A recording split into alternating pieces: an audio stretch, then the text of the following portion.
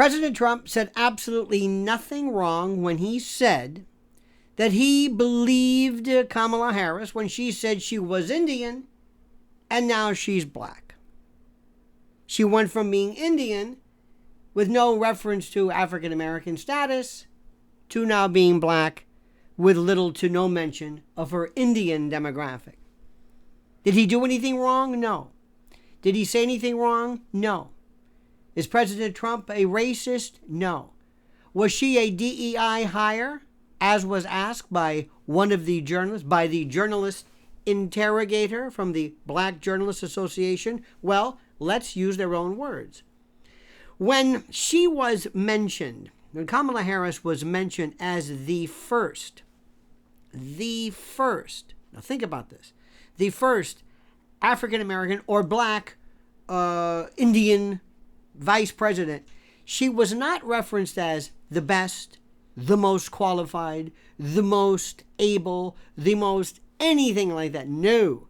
What she was called is specifically the first, and they went to her demographic, her racial and ethnic demographic, her diversity demographic, her equity demographic, her inclusion demographic.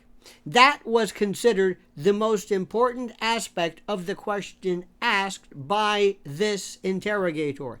Is, and this is important, is this woman, and then she went on and on. So when she then turned around and said to President Trump, did any of your staff refer to her as this, or what is your position? It makes no sense. It is completely, it baffles many of us. What do you want? Is this a pejorative? Do you think, do you believe, do you in any way, I guess, have this idea or this subject matter in your mind as being a pejorative when you were pushing it constantly, when the name of your organization is the Association, and I'm paraphrasing, of Black journalists, black vice president, Indian, equity, diversity, inclusion, labels that prominently are figured in those denominations. So what's it going to be? Now, one could argue President Trump should not have even bothered at this admittedly hostile organization, but then again, I say, why not? He's a president for all people. He went to the South Bronx and won them over. He's gone to every part of the country, every part of everything where he has been warmly received and where he has converted so many people from so many voting demographics that nobody thought would ever find time to agree with him regarding. So he's being consistent. And then when you show evidence of Kamala Harris pushing Indian, especially when she was in college, when she was running, and then all of a sudden, along with this faux Southern, if you will, affectation and patois, where all of a sudden she does the stylized, affected, Hillary Clinton did it, well, I don't, never mind, Tammy Wynette, stand by your man. Why is it that so many politicians think that whenever they're speaking either to a to a black contingent, or maybe Southern but black, they feel like they must lay on and lather on this faux, strained, deliberate, hyper-stylized black accent? I think that is the most, I don't want to say racist, that's their word, not mine, but it's the most disingenuous, it's insulting, it's patronizing. So it goes back again.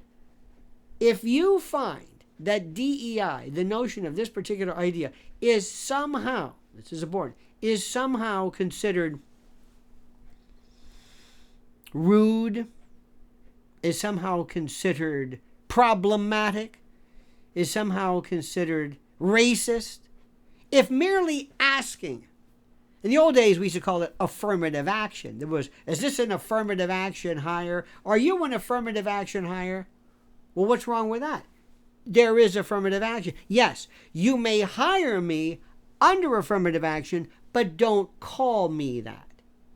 You may hire this in order to satisfy these new mandates as to DEI and affirmative action. Just don't call me that. It's the strangest thing in the world. Don't refer to me using the term that you are following under the law that we push for. DEI is beautiful. Just like critical race theory now is a pejorative. What do you mean critical race theory? From the same folks who all of a sudden are hanging on like dogs on a bone, ravenously attacking this idea of the Project 2025 reference. Even though President Trump said, I don't even know what that is. You did it, didn't you? Didn't one of your staff members, in addition to the DEI reference, didn't one of your staff members or your staff talk about Project 2025? Do you renounce? I don't even know what it is. They cling to something. And then when you try to return the favor, when you say, well, okay, let me use a phrase of yours. Let me use something that you have referred to. Let me use the notion of DEI to explain something. Now it's a pejorative. Now it's racist. So, could the argument be made that referring to this oft-cited and completely irrelevant Project 2025, that somehow is racist, anti-white? Well, what am I saying? There is no such thing as anti-white, because white, the word white is used as a pejorative, in fact, with such frequency that it's not even a pejorative anymore. It doesn't even stand for anything. It doesn't even make any sense. There's no such thing anymore as it being a pejorative. The white man, the angry white man, the angry white man, the white vote, the white...